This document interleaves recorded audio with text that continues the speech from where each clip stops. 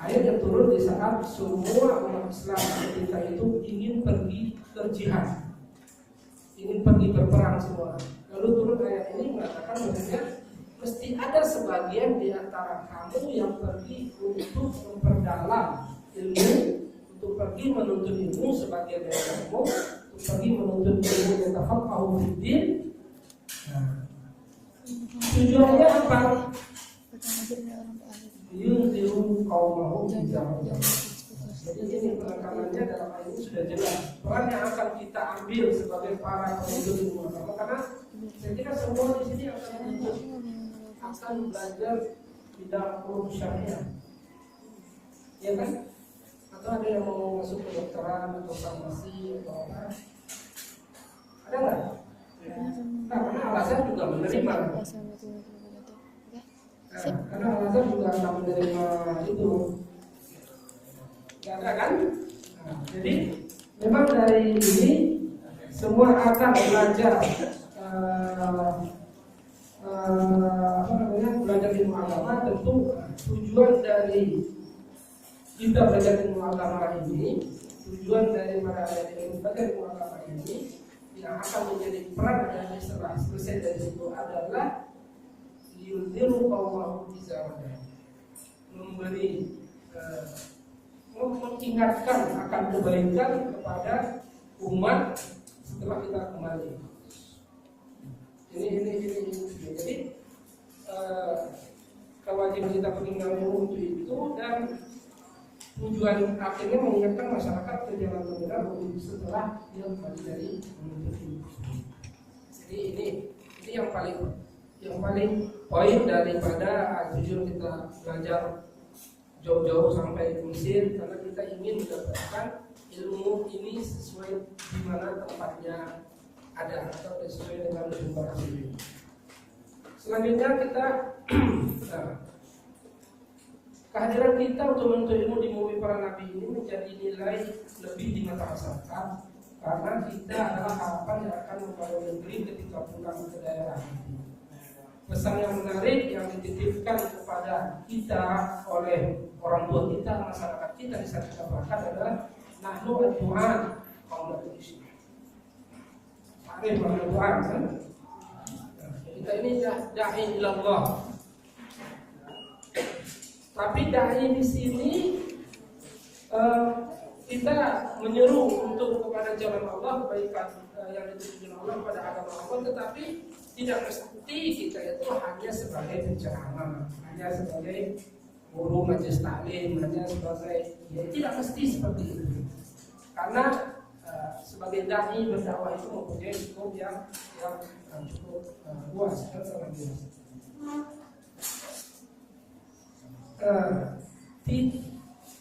Tidak dapat kita pungkiri bahwa peranan yang sangat penting bagi para ulama adalah khususnya dan di tengah para ulama adalah sebagai seorang dai atau berdakwah. Dakwah yang memiliki makna sangat luas, tidak hanya berdiri di mimbar memberikan ceramah, tidak hanya duduk di masjid tidak berkajian, akan tetapi mencakup dari segala macam segi kehidupan. Boleh saja seorang alumni Mesir itu menjadi bisnismen, atau menjadi anggota dewan, atau menjadi dosen, atau menjadi penulis, atau menjadi apapun di setiap peran atau kiprah yang ada di Indonesia ini khususnya. Tetapi ia harus menjadi dai dan penyeru terhadap kebaikan. Artinya keberadaan kita sebagai alumni di posisi-posisi apapun yang kita sebutkan barusan menjadi tauladan dan membawa pencerahan bagi yang lain. Jadi peran strategis kita adalah itu. Nanti kita mau jadi apa, mau berprofesi apa, mau terus gimana, kita selalu mempunyai peran sebagai pemberi pencerahan pada masyarakat sekitar dan mempunyai peran sebagai dai. Jadi memang dai atau berdakwah tadi memang sebagai kita sebenarnya tadi tidak mesti hanya di mimbar, tidak mesti hanya di istana. Tapi kita sebagai seorang direktur nanti bisa berdakwah kepada bawahan kita, sebagai seorang pendidik kepada murid-murid kita, sebagai seorang dosen kepada mahasiswa dan teman-teman, begitu semuanya. Jadi Jadi itu peran utama daripada alumni Al-Azhar yang notabene kita adalah para penuntut ilmu agama. Di sini perlu saya tegaskan, dalam mengejawantahkan peran tersebut, dalam mengaplikasikan peran tersebut, ada satu nilai yang harus kita ambil dari Al-Azhar. Apa itu? Yaitu kita harus menjadi da'i ilallah di segala lini kehidupan, tapi yang mempunyai manhaj wasati.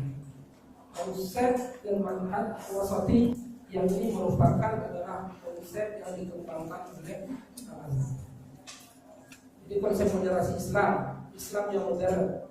Islam yang modern itu artinya Islam yang la tafrid wala ifrat, tidak mutasyaddid dan tidak juga terlalu menyepelekan. Karena kalau terlalu menyepelekan kita akan menjadi liberalis, dan terlalu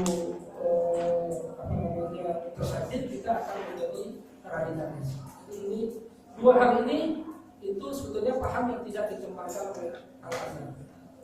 Adapun sebagian alumni yang mungkin memilih jalan itu adalah sebetulnya keluar dari konsep Al-Azhar, dan saya kira dia tidak mendapatkan paham atau keilmuan itu dari Al-Azhar, tetapi mungkin setelah bergaul dengan kelompok-kelompok lain dengan sehingga mereka bisa terpengaruh oleh terhadap pemikiran-pemikiran baik ini. Jadi kesimpulannya untuk peran utama dari alumni Al-Azhar ini, dimanapun beliau atau kita nanti berprofesi, dimanapun kita berkiprah, perannya adalah kita sebagai dai. Itu akan sama dengan sekolah-sekolah agama yang lain, tetapi memang kita di sini sebagai dai yang harus mempunyai konsep dan harus mempunyai sifat yang moderat. Karena Islam itu adalah khairul umuri awsatuha. Kita adalah orang-orang yang positif. Ini yang berkaitan dengan peran, saya kira yang perlu saya sampaikan. Selanjutnya kita akan berbicara tentang kiprah alumni Al-Azhar di Indonesia, terutama di Indonesia.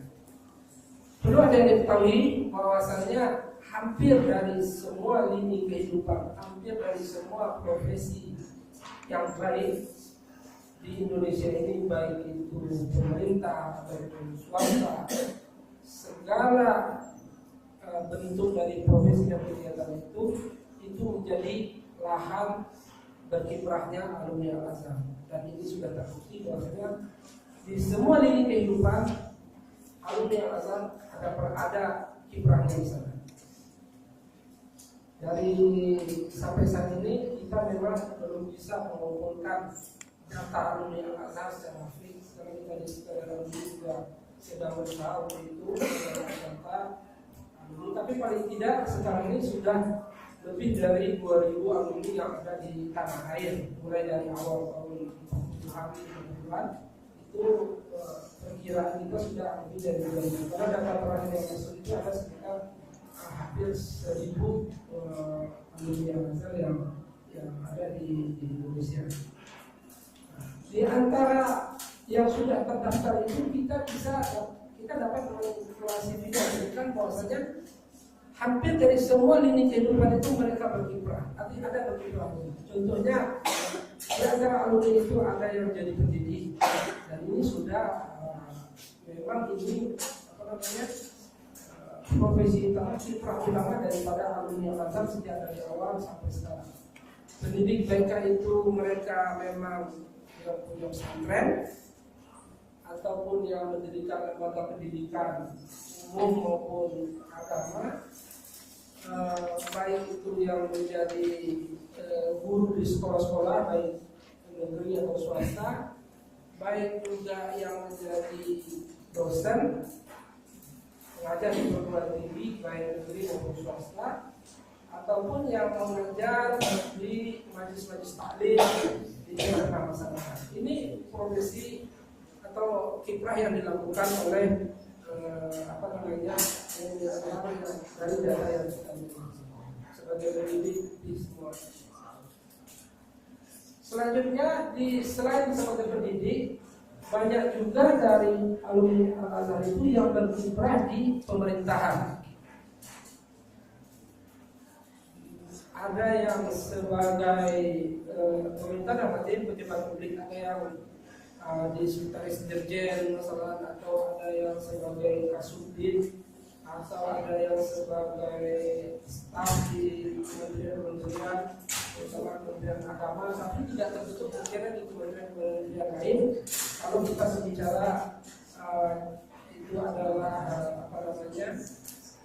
di bidang pemerintahan, tentu di sini pegawai negeri yang saya maksudkan itu sudah hampir. Sekarang saja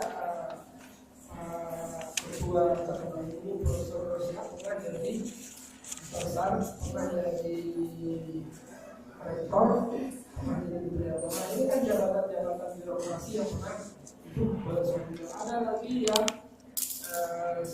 yang ada di depan mata kita sekarang, Pak Sekjen Dr. Budi Salafi, dia adalah kepala bidang di Tafsir Al-Quran di Jepang, penelitian dan pengembangan, ada penelitian dan pengembangan penelitian. Ini yang sosok-sosok yang kita lihat di depan kita. Ada juga yang sebagai kalau jabatan-jabatan birokrasi sebagai pendidik, ada yang jadi dekan, banyak teman-teman kita di Tulungagung ada yang jadi dekan studi terutama di Institut Islam seperti UI kan, dan itu di hampir di setiap IAIN itu alumni Al-Azhar sekarang sudah menjadi kaya yang lumayan. Di sini ada beberapa orang yang menjadi dekan, yang jadi pernah jadi dekan, dan sekarang rektor IIKI juga wakil ketua alumni Al-Azhar itu Profesor Hussein. Jadi ini di bidang birokrasi. Di bidang birokrasi juga. Selanjutnya kiprah yang sudah dilakukan oleh alumni Al-Azhar yaitu politisi. Tidak sedikit dari awal kita mendapati bahwasanya memang banyak juga di antara alumni kita ini yang menjadi politisi, baik itu yang menjadi anggota dewan kota, yang perwakilan daerah di kota atau kabupaten, baik itu yang di provinsi maupun itu yang di pusat. Itu tidak saja dari partai-partai agama saja, partai-partai tapi juga ada yang dari partai yang nasionalis. Ini yang bahkan yang skala fenomenal yaitu wakil ketua kita sebagai gubernur di NTB. Ini juga bagaimana? Artinya kan tidak tertutup kemungkinan asal ada jalannya, asal ada kemauannya, kiprah apapun dapat dijalankan oleh para alumni Al-Azhar. Yang selanjutnya sebagai pengusaha, ini memang Abdul Fasli Al-Tijarah itu memang termasuk juga bagi kita ini.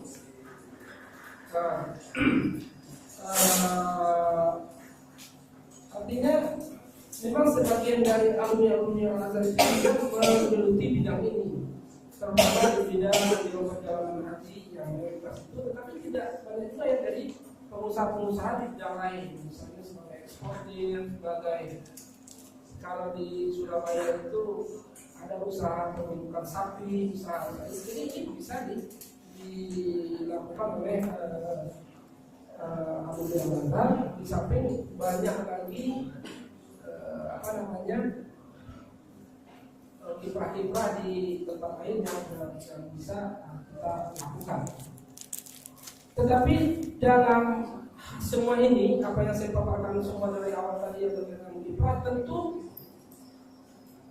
kita juga para alumni ini juga diharapkan memberi peran sebagai dai tadi, walaupun dia di anggota dewan maupun dia di lembaga, tapi dia peran dai-nya harus tetap di dijaga, harus tetap diaplikasikan sebagai seorang dai.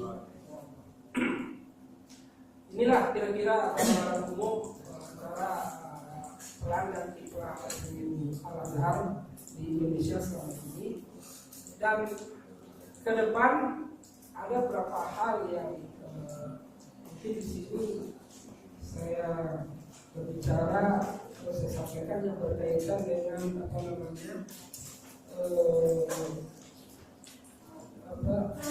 tantangan yang akan dihadapi oleh alumni Al-Azhar. Ini perlu sedikit sebagai bahan renungan bagi adik-adik semua nanti saat belajar, di saat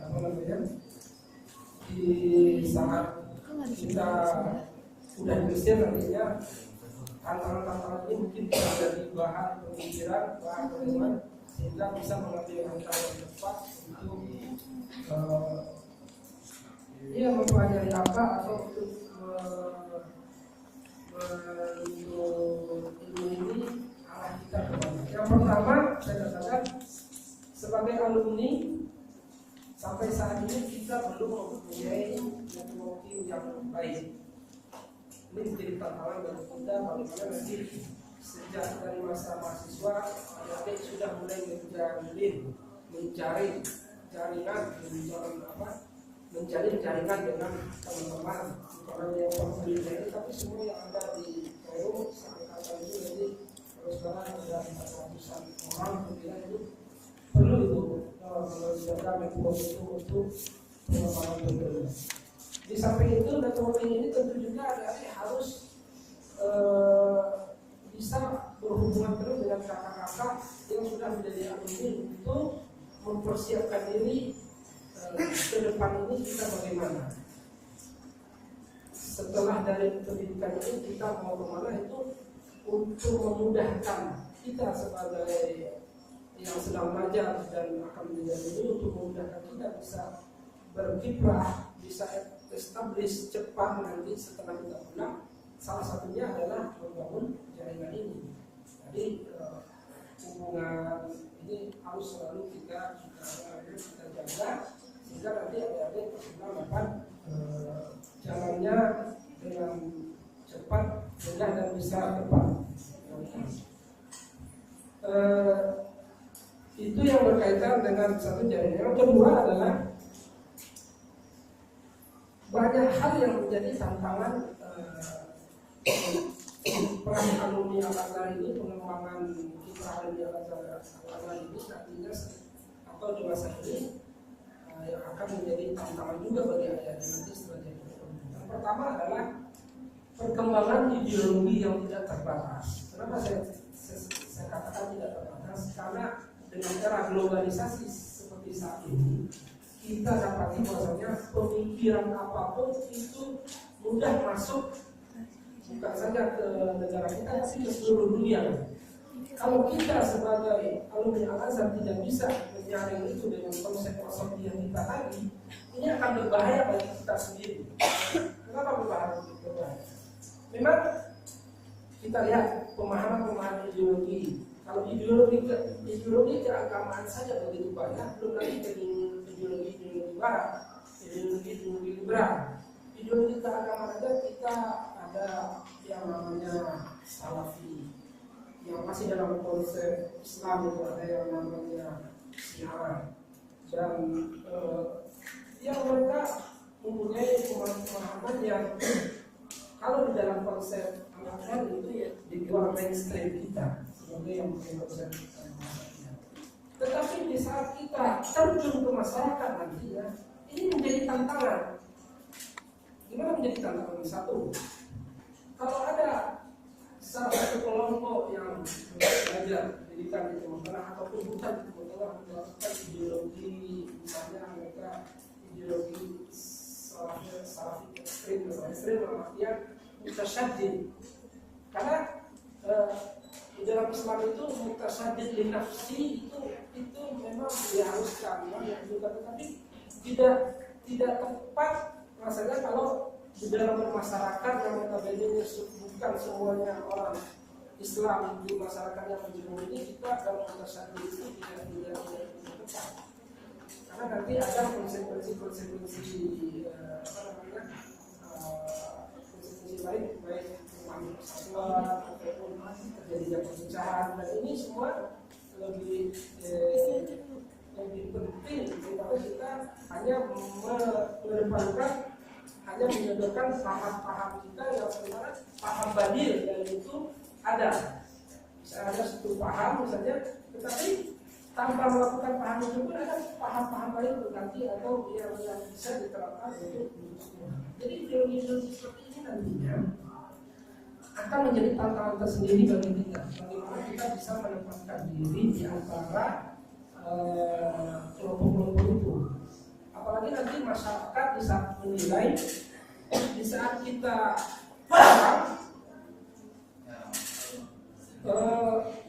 masyarakat menganggap bahwasanya kita alumni Timur Tengah.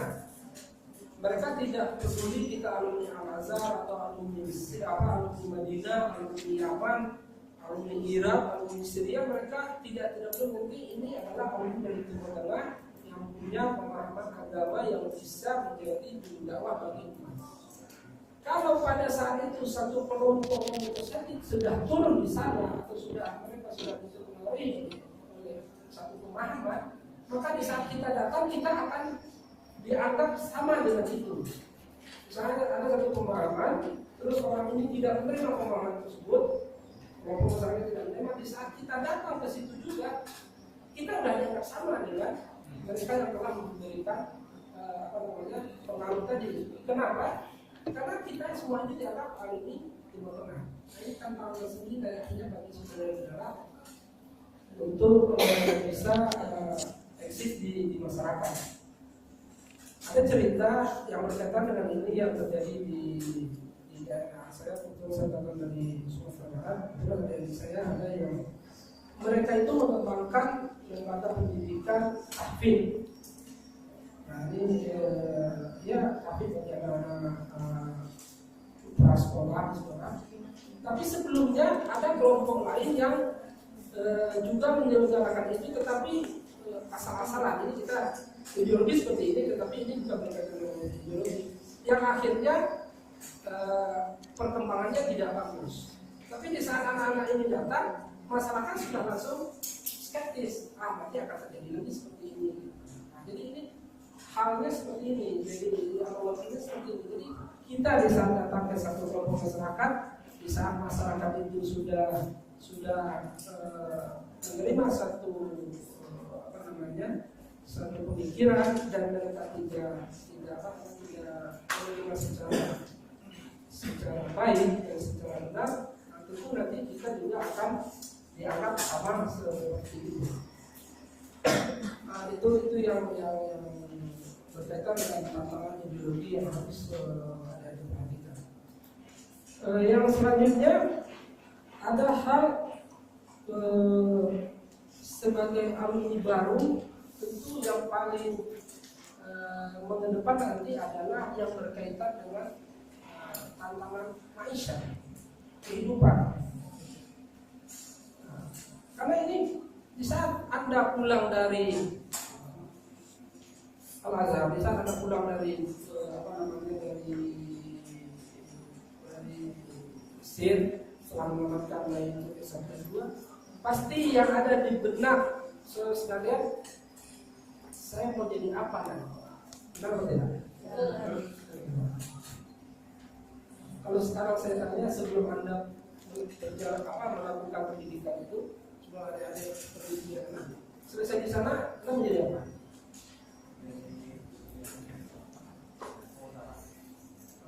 Usaha baru. Tapi sudah tahu belum jalannya? Ada yang menjadi apa? Dosen. Menjadi dosen. Kira-kira sudah tahu belum jalannya? Masih meraba tapi ada gambar. Sudah ada gambar. Yang di belakang pasti menjadi apa? Menjadi dosen. Kira-kira kalau mau jadi dosen sudah tahu gambaran apa yang harus dipersiapkan?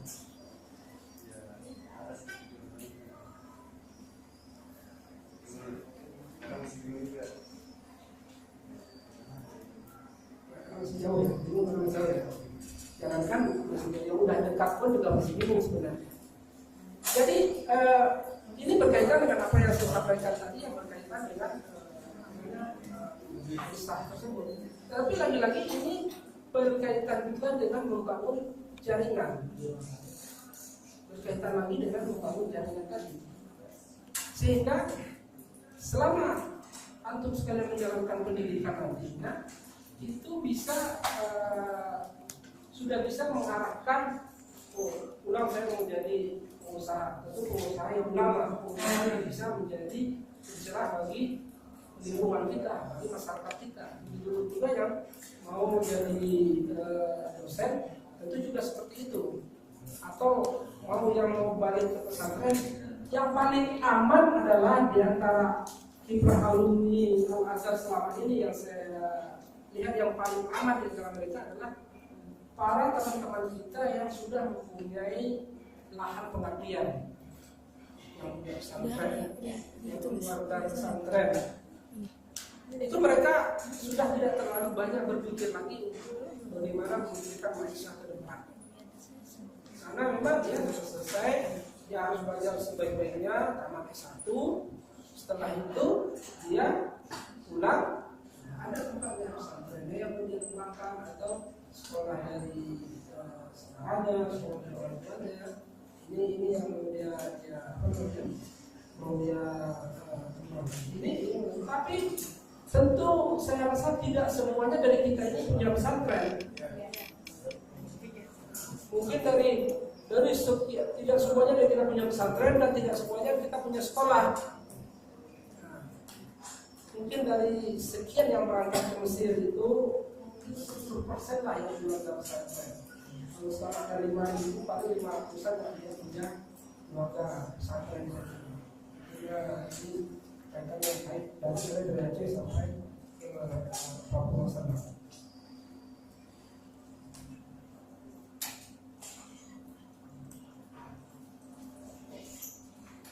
Itu saya kira yang berkaitan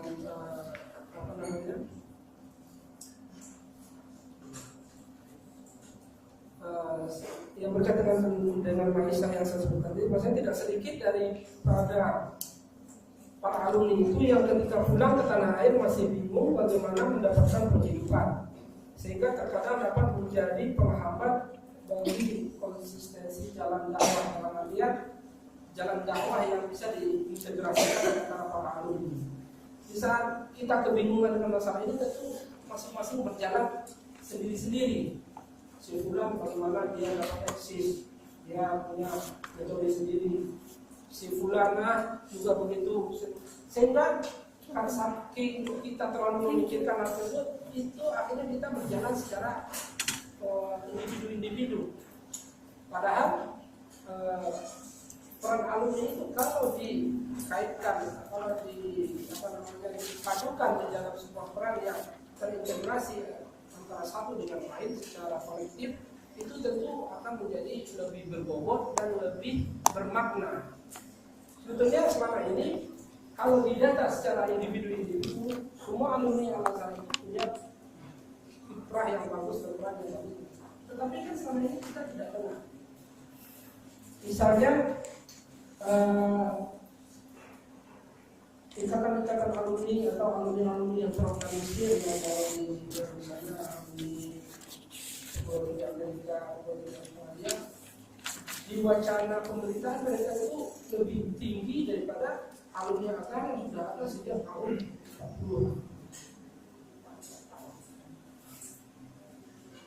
Tidak apa tidak? Karena saya kira untuk sekalian juga masih belum mendengar apa sih peran alumni ini dalam membangun negara ini, dalam bernegara ini yang fenomenal. Saya kira kita belum bisa menjawab hal ini. Tetapi kalau kita mundur sebenarnya sebulan itu sebetulnya sudah menjadi satu komponen. Tapi karena tidak adanya jaringan tadi seperti tadi, maka kita dianggap belum berperan di tengah masyarakat ini. Itu yang itu tantangan yang berkaitan dengan itu. Tetapi dari semua itu tantangan yang terbesar sebetulnya adalah tantangan melawan diri sendiri. Tentu saudara ingat kisah sahabat ketika melakukan perang Badar yang mengatakan kita bagaimana jihad yang kecil akan menghadap jihad yang besar. Dan perang Badar adalah perlawanan peperangan yang sangat besar ketika itu. Yaitu dia langsung jawab adalah jihad melawan hawa nafsu, jihad mengendalikan diri sendiri. Jadi apapun nanti yang akan saudara lakukan sepulang dari Kairo, sepulang dari Mesir, setelah mendapat ilmu di lini apapun, baik itu sebagai dai dalam arti sesungguhnya, dari sebagai penceramah, dari sebagai panutan umat, dari sebagai yang mengambil peran sebagai face to face dengan masyarakat, atau dai dalam artian profesi-profesi yang lain, menjadi pencerah di profesi yang lain. Tantangan terbesarnya itu bagaimana mengendalikan diri.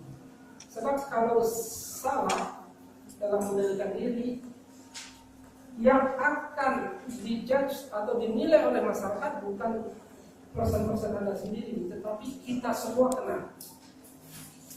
Oh begini yang bisa. Karena yang melakukan cuma sekelompok, yang melakukan 1-2 orang, oh ternyata ini yang ada.